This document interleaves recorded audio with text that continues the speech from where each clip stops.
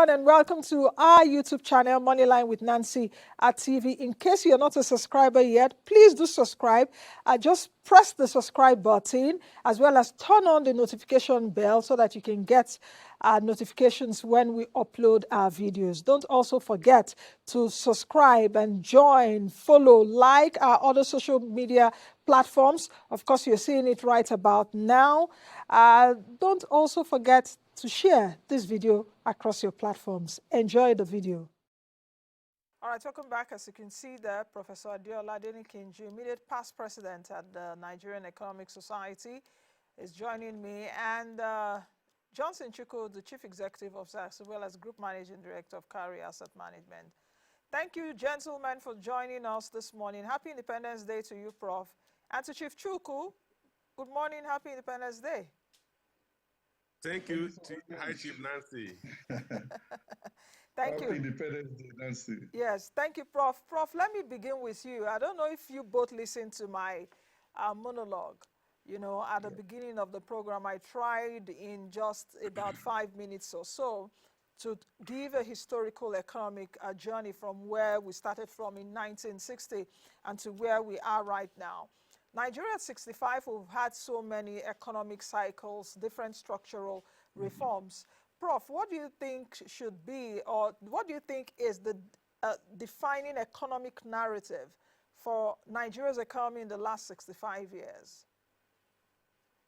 Yeah, thank you very much, Nancy.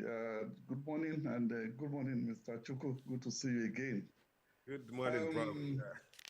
Yeah, like you said in your introduction, I think that gave a very good picture of the evolution of Nigeria over the last 65 years. There's been ups and downs, expectations very high, dashed hopes, and so on and so forth. You will see clearly in the historical development of Nigeria the role that oil has played. Okay, oil since 1970 has been a major phenomenon that has defined the Nigerian economy. It has been both good, bad, and ugly. Good in the sense that it infused the economy with so much resources that we did not have in the 60s, the resources that enabled us to do some of the reconstruction after the war, the resources that enabled us to expand the central, the government, the resources that enabled us to build schools, build some infrastructure over time. But then, I mean, as usual, one of the ministers of energy in Indonesia called oil the devil's excreta. It has also brought a whole lot of challenges. Okay, the Dutch disease effects, and the loss, the appreciation of the currency that led to the abandonment of tradable sectors, agriculture, manufacturing. Oil displays all of them. If you look at the position we're in agriculture in the 60s, agriculture, we basically abandoned it. We became a net food importer. Manufacturing, went down, collapsed, as it were, and so on and so forth.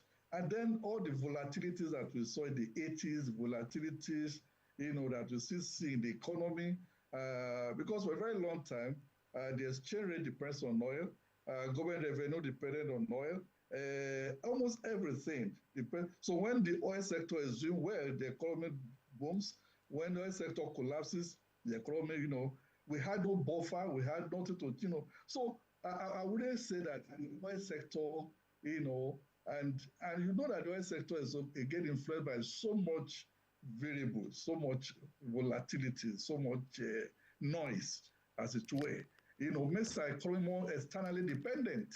Okay, because we needed the oil revenue to be able to import, raw materials, intermediate goods, capital goods that we needed in the economy. So we became overly too dependent, because of oil. So it's good now, and you can see that in the president's speech and what is going on in the economy. Actually, we are rebuilding the Nigerian economy. Okay, we are rebuilding. There's a gradual delinking of the dependence on the oil, in the key facet of the economy of Nigerians' life. And I think that is very good. That we can now have an economy that is broad-based, that is more inclusive, and that can really can really carry the weight of this country. Okay, Prof. Let me come over to Mr. Chukwu. I assume, of course, you've heard Prof's own remarks. Mr. Chukwu, do you agree with Professor Adenikinju that the economy is now being delinked? And I would like to get your perspectives for Nigeria at 65. Of course, from even a market's perspective, Nigerian economy has presented both opportunities and risk. How would you perhaps even assess investors' confidence as someone in that space in the last 65 years? And if it is true what the president said this morning, that the Nigerian economy is turning a corner? Well, Nancy, let me start by saluting Nigerians for the opportunity to celebrate the 65th anniversary, independent anniversary of their country. And then let me salute Professor Adeola. It's always a pleasure to share a podium with him. And then, High Chief Nancy, I must also celebrate you for celebrating Nigeria. I can see your green outfit, and I think I complimented it with my white outfit. Exactly. So it's not green, white, green. I'm proud to be a Nigerian anytime. You know, absolutely. Like we home. have no other country. We're just saying they should do better, yes. You see, looking at our economic trajectory, and Prof did a great job of that. This is a country that started with great hopes for every citizen. We boded great economic opportunity. We boded great social opportunity. We boded great greatness in all aspects of human endeavor. But we seem to have suffered what you may call arrested development. If you look back at the 60s, this economy was growing very fast. The economy was attractive to foreigners. I recall in the 70s, you had a lot of Indian teachers in the country because our economy was stronger than theirs. You had the South, the I think Eastern Nigeria was classified as the fastest growing region in the world under then Dr. M.I. Okpara. And then we saw a lot of transformation. The Cocoa House was built in Ibadan, the first tall building almost in the whole of Africa. And then you had television and everything, that Nigeria became the epicenter of Africa development. Then we moved to 70s, and then we saw an economy that was boosted by oil, and then we saw a manufacturing economy that was taking on manufacturing activities. We saw several manufacturing outfits in the country. We even advanced to the point where we are assembling vehicles in the country. And we were supposed to transit from being assembling vehicles to actually manufacturing them. We had companies that were producing some vehicle spare parts or vehicle parts. We had Michelin, we had Dunlop, we had several other businesses that we are into manufacturing. Unfortunately, like I said, we suffered arrested development. We now began to decouple. And because of wrong economic decisions, economic policies, because I must situate it to that, wrong economic policies, because I always say, look, external factors could affect everybody, but it is your own reactions and responses to those external factors that will determine whether you survive or die as a business entity or as a country. So we took the wrong decisions, and then today we don't have the manufacturing industry again. So that's completely gone. For us to really grow this economy, to be a store manufacturing. I'm happy. I was quite happy when the president said we are turning the corner. Yes, there are some green shoots. You've seen improvement in government revenue. We've seen Naira appreciation. We've seen inflation drop to 20.12%. We saw a GDP growth of 4.23% growth in second quarter of this year. We saw an agricultural sector that accounts for about 26% of the GDP, growing about 2.8% from just about 0.07% it grew in the first quarter of this. So we have some green shoots, but we really still have to do the hard lifting. And that will be that we must evolve policies that will localize manufacturing. There's no country in the world that has a population of 100 million that is vibrant, that has a stable macroeconomic environment that is not a manufacturing hub, that does not have the industrial sector accounting for more than 50% of economic activities. Okay. Countries that have done the otherwise are trying to pull back, like the US. They are pulling back manufacturing or reshoring manufacturing. UK did it, they are depending on service, and of course, we know the implication. So we need to, beyond improving government revenue, ensure that we have the right policies that will stimulate manufacturing activities, the real industrial sector. That is what is still missing, and we must address it. Okay, let me come over to Prof. In fact, both of you said something, very important phrases. Prof, is Prof still there? Prof still talked about earlier on the devil's excreta. Mr. Chukwu talked about arrested development. Prof, in your earlier statement, you also said that we've seen that there's been that decoupling, as it were. Decoupling, we didn't have a broad-based economy, but we are seemingly having a semblance of it now. But Prof, which the president also alluded even to in his speech this morning, the non-oil sector contributed perhaps about 20 trillion naira. But the question is, non-oil sector contributes significantly to our GDP. If you take a look at agriculture, services and all of that. Yet, why has this not really translated into proportional job creation and household income growth, as well as employment for our teeming youth? In the 60s, we were not as populated as we are now, even in the 70s and the 90s. At the time, we were about 100 million, 120 million. We are told now we're about 236 million. I'm taking that number also with a pinch of salt because we have not counted ourselves. We've not done census since 2009.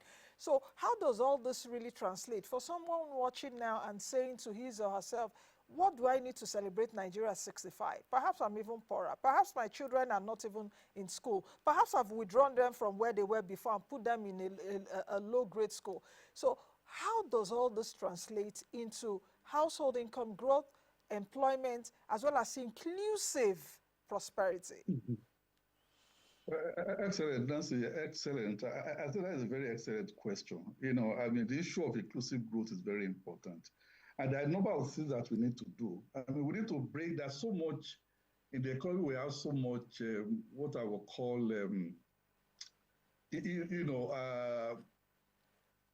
we have rural urban, you have formal, informal, you have all kinds of, I'm looking for the right word now, that we need to really break down. Okay, 40% of the Nigerian population live in the rural areas. 80% of those people are in farming, in agriculture. So we need to ask the question. So if you are going to address issue around poverty and employment, you need to address what is happening in the rural areas, what is happening in the agricultural sector. In the rural areas, you have very weak link between, in terms of infrastructure between rural areas and urban areas, okay? Rural areas, issue of, access to modern energy is not there.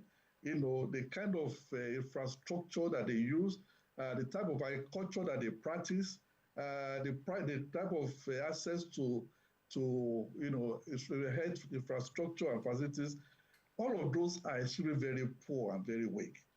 So if you are going to really be able to do something, we have to break those divisions, okay? And ensure that you have a rural areas that is linked, okay, to the urban areas, okay? Where, for instance, you have agricultural production, you have a market, you have access to the market where you can sell your goods. Now you have agriculture is produced in rural areas, mainly rural areas. To get them to the urban centers becomes very difficult, okay? And what these people then get for whatever they've done is extremely very low, okay? So they're not able to, get the full benefit of their productivity, as it were. So we need to open up the rural areas. That is the first thing that we need to do. If you do that, again, that will increase productivity in the rural areas, that will increase the income of the people in the rural area, that will improve their welfare. And then also, because of the improvement in rural areas and improvements in the purchasing power of the people in rural areas, you can then start seeing some of services, okay, that you have in the urban areas, they then become available in the rural areas, and therefore you have little or no incentive to want to come to the urban areas. Okay, if you look at developed countries, okay, you find people prefer to live in the rural areas than in the urban areas. Because in the rural areas, you have almost every facility that is available in the urban areas, okay? And so on and so forth. And then you have less crime and a whole lot of those activities that are there. So So we need to do the same. True is that, and which is also linked to that, is that the agriculture that we practice. Okay, I mean, like Mr. Chukwu said, we have almost 26%, agriculture is contributing about 25, 26% of GDP, okay? Account for about 60 to 70% of employment. Now, the question is, what agriculture do we practice? Okay, the type of agriculture we practice is still low, still low value addition, low labor used, low, I mean, everything you have there is such that they cannot really help to improve the livelihoods, the productivity of those in those who are practicing agriculture. So agriculture must be changed. The price of agriculture must be changed. We must link it with research and development. We must link it with the university system. We must make agriculture now not just to be sold, to be commercial, something that you can take a livelihood, not just to do survival, that will also make it attractive for the youths to want to work and to want to work in the agricultural sector.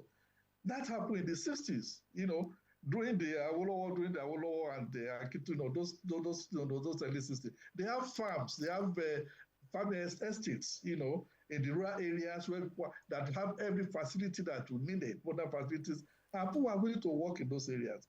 So in other words, if we are going to bring, reduce, the similar dichotomy in the system, okay, we must ensure that this informal sector, this rural sector, these areas that are highly traditional, we introduce, modernity into them.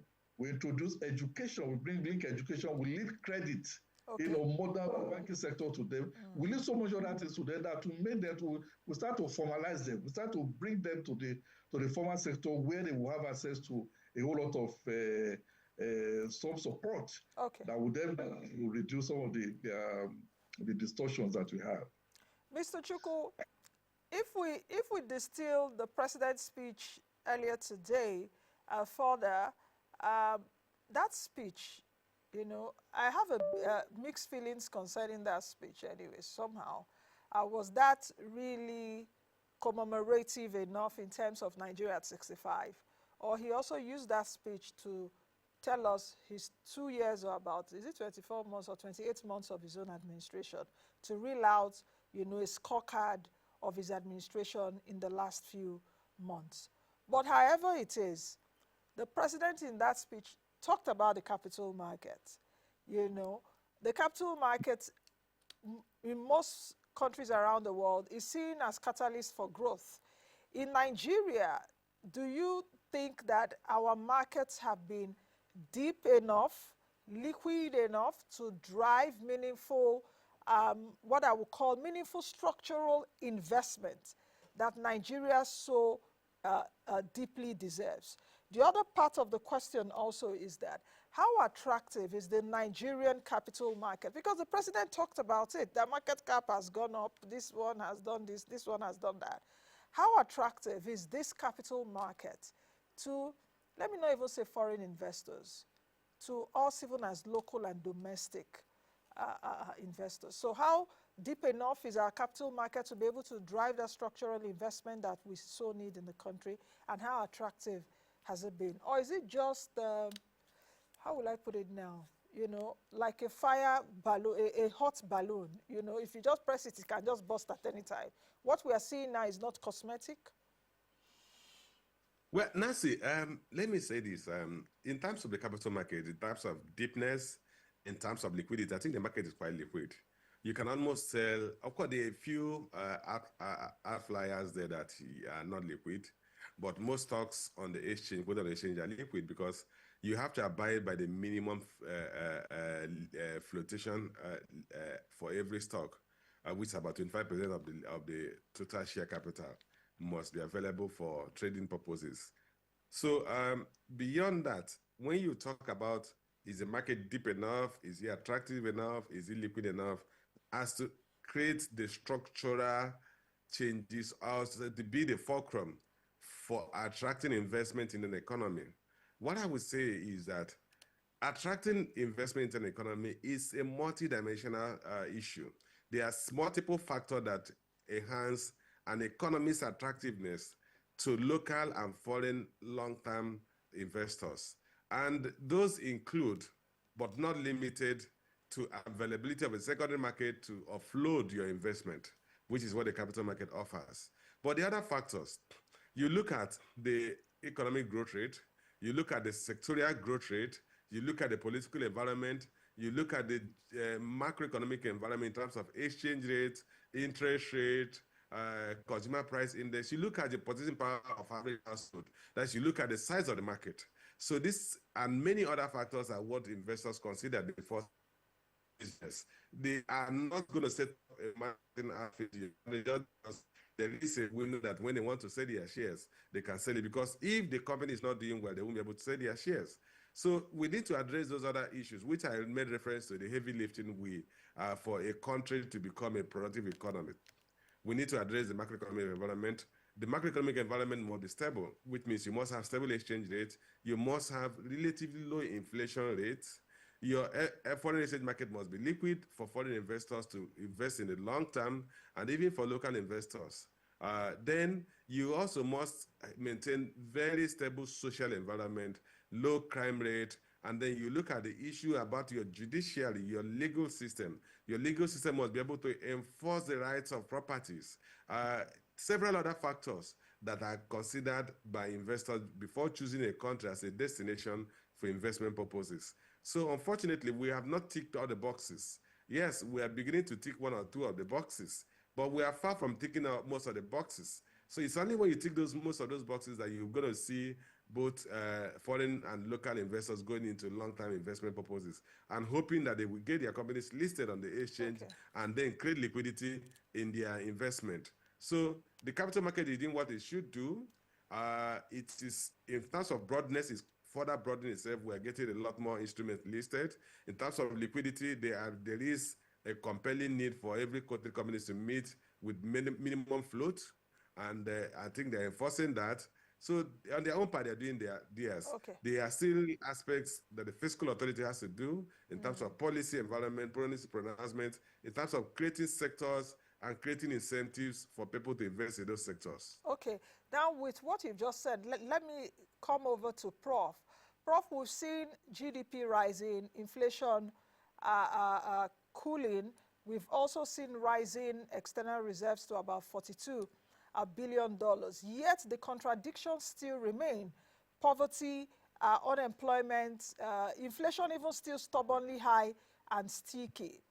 If you were to give prescriptions on the next biggest economic reforms that we need to do, the next big things that we need to do for the years ahead as we move from 65 years, what would they be? Thank you, Nancy. I think some of those issues are what Mr. Chukwu raised. But then you also have to look at, you see, the poverty and these other variables you had that you mentioned, they have the GDP growth, all of this, they are lag effect. They have to take place for sustainably for a period of time before you start seeing their effects on poverty and all of these other social indicators. Okay, so I mean, now GDP growth of 4.23 years we can celebrate, we can appreciate it, but really is it very far from what we need to really drive people out of poverty. For your economy to really be able to massively move people out of poverty, you must have to grow at 7% above. And you must do that consistently for a very long period of time. That's what China did. That was what a lot of countries. So this 3.8%, 4.23% here and there, they are not really going to really do a whole lot of impact on poverty, on income distribution, on employment, and things like that. You need that sustainably, okay? And they are even at higher rates. So there's still a whole lot we need to do. What do we need to do? One, what we are doing in the oil sector is good, but it still has to, we are still far from where we used to be. In 1979 or 1982, 83, we were doing 2.35 million barrels per day. Now we are doing 1.65 million barrels per day. So we need to really move the oil sector productivity much higher than where we are now. Okay, and address all the challenges around the oil sector. Issue of pipelines, issue of security, oil theft, and all of those other things. We need to take care of them. And then you see the oil sector, the petroleum sector has substantial, potential in terms of, horizontal integrations. You can do so many things from natural gas and from oil. You can link that to pharmaceuticals, link that to glass industry, link that to rubber industry, link that to plastic industry. There's so much that can be done that we are not doing. So we need to find a way of enhancing, the horizontal integration of that sector. So we're not just looking at the vertical integration where I say, from oil to agriculture, oil to, we are looking at within that oil sector and petroleum sector in general, how do you optimize natural gas and oil in terms of the various, output products that we can get from that. Okay, so right policy is very important. Creating that environment for that is also very important. And make the place attractive for the private sector and foreign and local private sector to come and play. Then we need to address the issue of energy. Power is very, very important. Okay. Now, we're a country now of, the population 230 billion, whatever it is. But look at the kind of electricity consumption that we have. It's one of the lowest in the world. It's one of the lowest. You need power to drive modern industry, to drive productivities, to allow even the formal sectors, the household, the residential sector, that embark on all of these small businesses. They need power. They need electricity. The big manufacturers, they need electricity. And you can't do that easily with renewable. Renewable is good, but for base production, for the base energy, you need very strong energy for now, which is what gas and hydro can deliver on. Okay, so energy has to be addressed. The deficit there is too huge that we can only grow the potential of this country without moving our energy production now from what it is now to maybe 20 megawatts, 20 gigawatts, and even more, to be able to really have some alternative power. Then transportation infrastructure is very, very key. Okay. Now, the structure of this economy is that you have production centers, you have consumption centers that are far apart. Okay, you must be able to have a way of linking them together. That was what I was trying to say the earlier time. You must find a way of linking them together. If you look at the colonialists, they were very deliberate in infrastructure planning. They constructed the railway line, from the production area to the coast. Deliberately, they were doing that. And so we need to do that. We must find a way of linking the production center with the consumption center, with the coastal areas where they can be exported, and then we can then expand all those people that are living around, the communities that are living around those places. So energy is very important, transportation is very important, and then all those social infrastructure that Mr. Chukwu mentioned. Rule of law is very important. Security is very important. We must address issue of security. And then Nigeria must be able to invest and live in any part of this country, and then, that is very important. The judicial system, the legal system, all those correlate significantly with sustained growth in GDP. Okay, Mr. Chukwu, let's do perhaps like a pair review. Countries like, because Nigeria is still addressed as a developing economy, low income and all of that. If you take a look at where we have been in the last 65 years, looking at countries like Malaysia, looking at countries like Indonesia, what more should we do in terms of advancing the country? And let me situate it. Political risk and policy risk. Do you think that the last 65 years of our journey has been really impacted and marred by politicians, that political risk there? And for us to move ahead, the politicians must have a consensus amongst themselves that we really need to move ahead as an economy, because like they say, politics and economy, you know, can be married, like they did in the last NES conference, you know. But how do we get this done? Because the Nigeria we are seeing now, the picture we are seeing now, Nigerians are not really inspired with the kind of leaders that we have right now. And these are the leaders that will put the economic policies into place. Okay, Nancy, I think the major challenge we've had as a country, if you want to compare Nigeria to countries like Malaysia or Indonesia, Vietnam, others, Vietnam, Vietnam. The major challenge we have had is issue of policy inconsistency. Why did I not mention political inconsistency? Because if you look at this country, a country like China, the countries you just okay, yeah, no, I'm not talking about China. Vietnam had their crisis, their political crisis. They had a war. They fought a war, and you even remember when the U.S. intervened in Vietnam, and then they also had issues around political uncertainty, exactly. poor political leadership. If you look at a country like Indonesia, and Malaysia, the you same look at post-colonial Indonesia, you look at challenges we had. yeah, you look at Suharto, Yes, and then you also recognize that they've also had leaders that were corrupt, leaders that perpetuated themselves in the office. So you can say that is akin to a military and unstable political environment.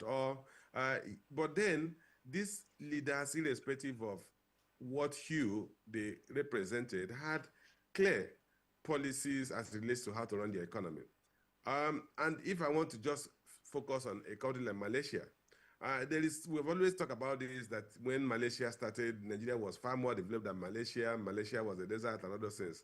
And if you remember, the story of Malaysia was even the case of when they were rejected in a union with Indonesia. And they had no choice than to carve out a country with an economic focus. And they just focus on the way they consider their area of strength and remain faithful to it. And including the issue of focusing on the quality of labor, quality of leadership. So the problem we've had is that we have had leaders who had no clear idea what policy environment, economic policies are. And I talked earlier, and I said, look, the reason why the industrial sector in Nigeria collapsed was because of policy failures, the wrong policy choices. Looking back at those choices they made, and you could have said, look, if I devalue this currency to this extent, it will have this impact on the economy. And then I'm going to make sure that I allow the exchange rate to float within a particular range so that you don't take policy actions that will completely destroy the industrial sector of the economy. That's what we did. But those other countries have had poor leadership in terms of political leaders who wanted to portray this in the office. In the case of Nigeria, we have had multiple leaders, some of them military coups and other things. But even if you just talk of when we started our current Fourth Republic in 1999 to now, we've done how many years? We've done 26 years 26. of civilian administration. Look back to when Rwanda started their transformation. Rwanda is under what we may call an autocratic leader because he has had one president for a long time. But the policies were most appropriate for the development of their country. And today the world is ignoring the fact that Kagame has been a leader in Rwanda for several years, has not really institutionalized democracy, but has created a vibrant economy. So it's not about the politics or the political system or the political structure. It's about the quality of leadership that govern irrespective of the nature of the political structure. And what are their policies? Today, we need leaders have the first basic thing we should be looking at for leaders in the country today are those who have a sound economic knowledge, because that seems to be our greatest undoing, where we have people who come up, without due respect to him, the immediate past president that came and almost took us back to a centralist economic structure, only after some years to realize that it wasn't working. And then we started opening up again and restoring private sector driven economic policies. So I think that's the greatest challenge we had. Okay. Those countries have been able to, irrespective of the weakness of their leadership, they were not short of sound economic policies and driving their country's economic development. Every policy of a country should be centered around its economic prosperity. So let's piggyback on that as we come to the end of the program. Prof, the president said earlier this morning that the worst is over. What do you think, looking ahead, if you have a crystal ball, what do you predict would the worst being over look like, perhaps in the next 5 to 10 years? And that question will be to both of you. But Prof, begin to answer. And if you have a message of inspiration for young people in Nigeria who make more than 70% of our population. Yeah. Thank you very much. I think, again, you can look at the cup and say it's either half full or half empty. I want to say it's half, let's look at half full. We need to be optimistic as human beings and as a country so that we can keep hope alive. I think the number of things that the president has said, which in my view are really very basic towards, building a very sustained and robust economy. But in addition to what he has said, it's very important that we understand what really drives growth or drive long-term development. From these experiences of countries you mentioned earlier, Malaysia, Indonesia, and I've done a whole lot of study in those areas. Your education is very, very important. Human capital is very important. Those two countries, Malaysia and Indonesia, appropriate about 20% of their budget, towards education.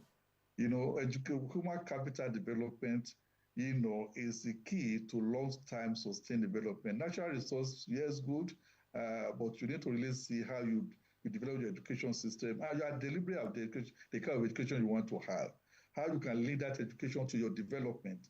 Okay, how that education will fit into agriculture, the type of agricultural transformation you want to see, the kind of manufacturing transformation you want to see, and the kind of services you want to produce. Okay. So there must be deliberateness in the way all of these things are done. That is where we need to go. And also there's issue around economic governance. I've argued is that we must identify some ministries, MDAs, and identify as the key economic ministries that should be people by people who have knowledge in economics. Ministry of Finance, Budget and Economic Planning, Ministry of Trade, Industry and Investment. They should be economic governance where you have technocrats. And the agencies under them. And agents under them who are well trained as economists, have a economy-related background, should drive those ministries and FDAs. Okay. That is very important. And for the youth, the future is bright. Please don't, you guys are the engine of our growth. Keep hope alive, and all of us will see a better Nigeria. Thank you. Mr. Chukwu, over to you in just a minute, if you can. Your message to young people. What do you foresee perhaps we should imbibe into our economic DNA or economic architecture in the next few years? Well, that's one of the things I tell young people is that they are lucky. And when I say lucky, because they also recognize they are lucky. They were born at the era where digitization has actually made it possible for them to sidestep some of the bottlenecks and constraints we had when we were growing up. And I think they need to latch on the opportunity that are presented by digitization. Many of them can actually, they have the skills, work from their homes in Nigeria, and then be working for foreign companies and be earning dollars. Those opportunities are huge. All they just need to scale up their competencies with the digital skills. And I think with that, today, technology is going to make some of the challenges we have at the country relatively less burdensome. Issues about power supply. Today, as we speak, I'm actually on a self-generated solar powered power. So and off the grid. Many off the grid. So that means that for those who are skilled enough, they're not in industrial or heavy-duty manufacturing, they can live comfortably in this country, and they can earn even foreign currencies with their skills. So young people, you are born at the right time, leverage on what technology has provided for you. Thank you very much, gentlemen. Thank you for your thoughts and insights today as we commemorates Nigeria's Independence Day, Nigeria at 65. Thank you very much, Professor Adeola Adenikinju, immediate past president of the Nigeria Economic Society and Professor Economics, University of Ibadan. Chief Johnson Chukwu, thank you. GMD CEO, Carry Assets Management. Thank you both for joining me today. Happy Independence Day again. Thank you very much. Happy Independence Day, Nigeria. Yes. And just like you've heard from our guests, the future is now, especially to the young people that are watching, the young people that make up over 70% of this country at this time. The future is yours, irrespective of what is happening. Let's be resilient enough to say we can be the best we want to be at anything we are doing, and we can be the change that we want to see. I am Nancy Naji. Bye for now, and happy Independence Day, Nigerians. Thank you for making it up to this minute watching the video. Thank you all. Don't forget to subscribe to our YouTube channel, Moneyline with Nancy TV. Like, follow all our other social media platforms where we keep you up to speed with fantastic interviews, as well as markets, personal finance, business, and economy information. This is the best place to be. I'll see you all again in the next video.